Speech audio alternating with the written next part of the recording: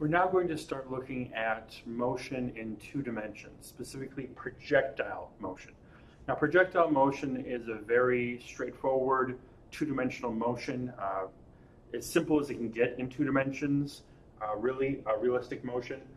So it's two-dimensional motion of an object subject only to gravity. So we are going to pretend air resistance doesn't exist, right? We're going to pretend that the object in motion is in unpowered flight, right? A rocket or a bottle rocket, something like that is not a projectile. A baseball is a projectile. A cannonball is a projectile. Any type of tennis ball, volleyball, whatever, again, ignoring air resistance, all of those are projectiles.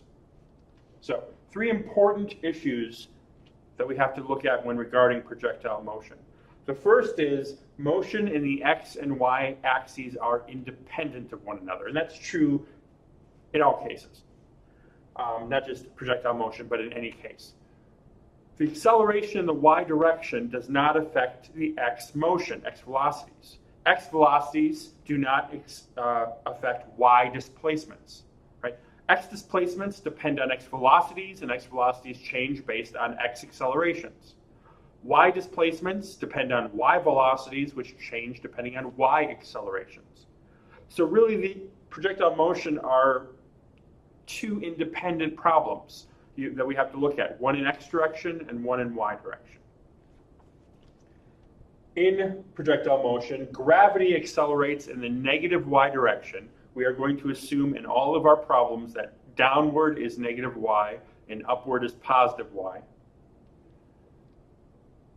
Accelerates in the negative y direction with a magnitude of g is equal to 9.80 meters per second squared. Same g we used in the free fall problems from last chapter. And there is no acceleration in the x direction, right? Gravity pulls down. That's it. It does not pull left or right. When I place a ball on a horizontal table, that ball wants to go through the table. Gravity's pulling down. But if that table is flat, the ball remains stationary. Gravity does not pull the ball left and right. Now, if the table is slanted, then the y component of gravity will pull the ball off the table, and we'll talk about that when we talk about forces in motion. But for right now, we're assuming that these things are flying through the air, right? These projectiles.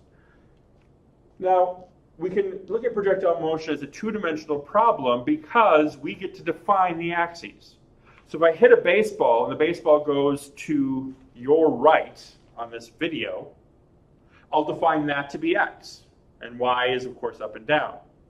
But if I hit a baseball towards you and the ball is coming at you, I'll just define that to be x. And up and down is y. Or if I hit the ball in some other direction, as long as whatever direction the ball goes off at, I'll define that to be my x plane, my x coordinate, and then y is up and down. So projectile motion, no matter what direction you hit a ball or fire a cannon, we can define it as a two-dimensional problem. Again, no acceleration in the x direction, which means no change in velocity in the x direction. Velocity can't change if there's no acceleration. So working with projectile motion, we can actually set up two sets of equations. Equations in the x direction and equations in the y direction. Remember, they're independent of one another. So in the x-axis, there's no acceleration, right? And the subscripts I'm going to be using. So a sub x means acceleration in the x direction is 0.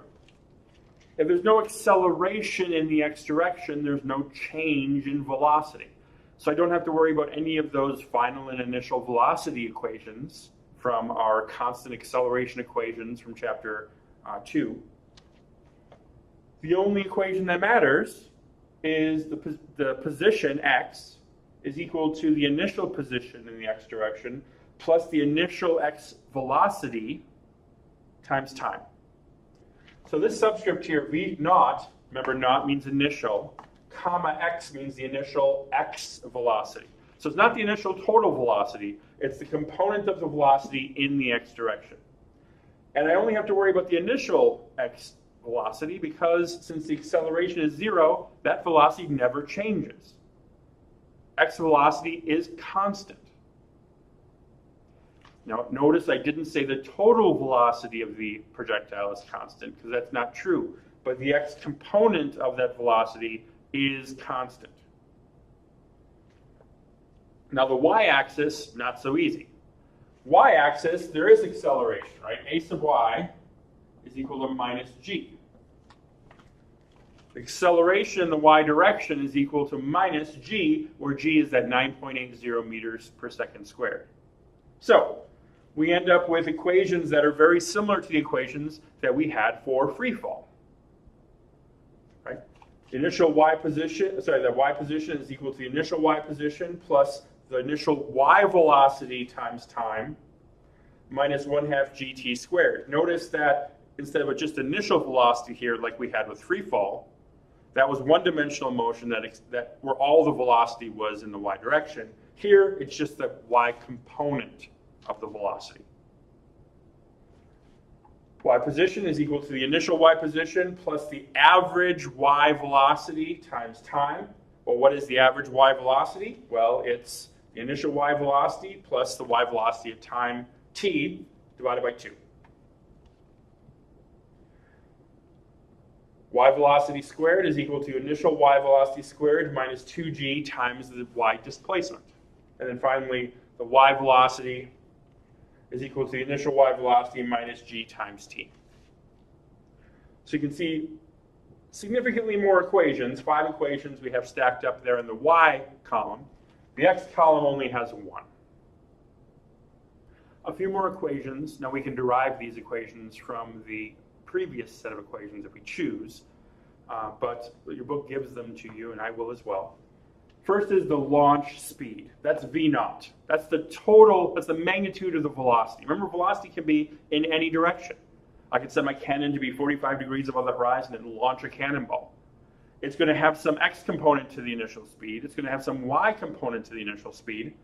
The total speed, the total initial speed, is equal to the initial x speed squared plus the initial y speed squared. That's just, again, the Pythagorean theorem. The launch angle is the angle at which the object is launched. You hit a tennis ball from a tennis racket. What angle does the tennis ball come off at the tennis racket? Does it come off horizontally? Does it come off at a downward angle? Does it come off at an upward angle? That will change the motion, of course, of the object. Right? If you want to hit a distant castle, you don't aim the cannon at the ground and fire it. You aim it at some angle above the ground. Maximum height is useful. It's like, well, how high is this object going to go? Is this projectile going to go? You can calculate that. Maximum height, or y max, your book uses h for maximum height, is just the initial y velocity squared over 2 times g. And remember, g is positive, right? G is 9.8 meters per second squared. This assumes that the launch took place on the ground, or whatever level of the launch took place, we're defining that to be 0. So this would work if I have a cannon on the ground, put it up at some angle. I have to figure out what the initial y velocity is, not the total speed, but the initial y speed in the y direction.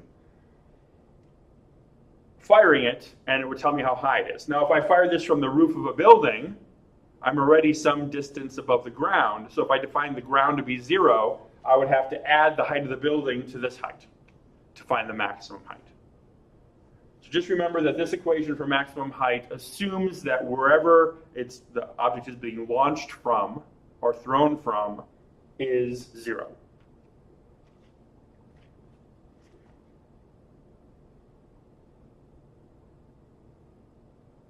Another issue with this, though, of course, is you have to use some common sense. The y component of the speed is squared. So if the y component of the speed is negative, that will give you a positive value here, and it'll make it look like the height is higher than it is. For example, if I'm standing on the roof of a building and I throw a ball downward, the maximum height is going to be the initial height, right? That's as high as it gets. However, by plugging in the negative component of the speed, will give you a positive value, and it'll make it look like the ball went higher than it really did. So use common sense when talking about maximum height. Again, for problem-solving techniques, does this make sense? Look at your answer. Does it make sense? And then finally, the range. How far does it go? Well, this equation for range, r, is the initial speed squared, so it's not the x or y component, but the initial speed squared, times the sine of 2 times the launch angle. So it's twice the launch angle. So whatever the launch angle is up here, double it and plug it into that equation. And again, remember, whenever you're using sines, cosines, or tangents, make sure you're in degree mode if you use degrees. Otherwise, you're going to get a wrong answer. And then divide that by 9.80 meters per second squared. That's g. This assumes the ground is flat. That's the range. If the ground is not flat, then this range doesn't work. For example, if your catapult hurls a rock and it hits the ground, level ground some distance away, this range equation will tell you how far that catapult rock will go. However, if there's an uphill slope, or you're on a mountaintop firing down, if you're on a mountaintop firing down, that catapult rock is going to go a lot further than it would go if it was over level ground. So range only works over level ground, right? That's the limitation for this. If the ground isn't level, you have to go back to this set of equations we just talked about, the x and y axes, to figure out what position x is. Maximum height, again, assumes the ground is 0, launch angle, and launch speed. So a quick discussion of what do I mean by the motion in the x and y direction is independent of one another. Let's imagine you have 2 balls dropped from a certain height. One ball is just let go, is dropped straight down, no x motion. The other one is given a little shove, so it's launched horizontally. Not thrown down or up, but just launched horizontally. So it has some initial x velocity. Now they start from exactly the same height. One is dropped, one is tossed. Drop, toss at the exact same time. Well, they're both under the influence of gravity. Gravity affects the y velocity. So the y velocity 1 second later will increase for both of them the same amount, because they both have an initial y velocity of 0. They're both under the same acceleration, so the velocity changes by the same amount. V sub y, and v sub y gets larger as time goes on by the exact same amount. The difference is the ball on the right has some x velocity in the x direction, which remains constant. Notice how this little black vector pointing to the right doesn't change size. Now for air resistance, technically it would a little bit, but we're pretending air resistance doesn't exist. So the x velocity remains constant, and will remain constant until that ball hits something. So the total velocity of the ball that's just dropped is just equal to the y component of the velocity, right? There is no x. So the speed, right, is equal to, the total speed is equal to the square root of the sum of the squares. Well, v sub x is 0 for this first ball. So the speed is just equal to whatever the y velocity y speed is. Here, the ball on the right, you have to add vectorially the x and y components, giving us this green speed vector. And you can see how the vector points downward more and more as time goes on, because the y velocity is getting longer, larger, right? So the vector is getting longer, the x stays the same. So that for both cases, the speed is constantly changing. In both cases, the velocity is constantly changing. But for the ball on the right, the x component of that velocity remains the same. And technically, for this ball on the left, the x velocity stays the same too. It just happens that the x velocity is 0. So you can do this experiment at home if you want to buy this. On a flat table, take a quarter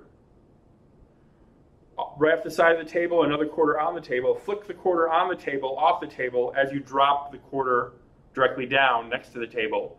One quarter will shoot off and fall, and the other quarter will just drop. They'll both hit the ground at the same time.